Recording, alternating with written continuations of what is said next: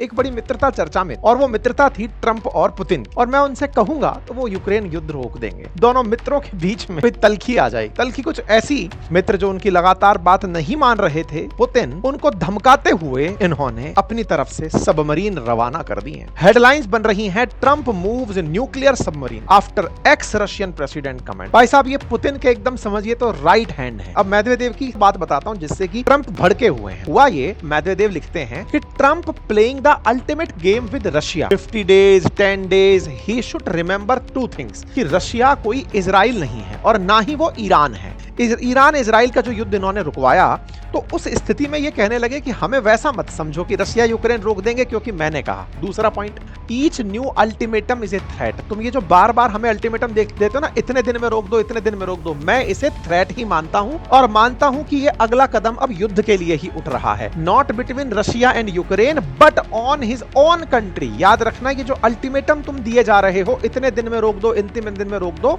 ये Russia Ukraine के बीच में युद्ध को नहीं बढ़ा रहा है। अब ये अमेरिका और रशिया के बीच में युद्ध बढ़ा रहा है, ध्यान रखना। अब जब इनने जवाब दे दिया कि अमेरिका से युद्ध करने के लिए हम तैयार हैं, इससे ट्रंप बौखला गए।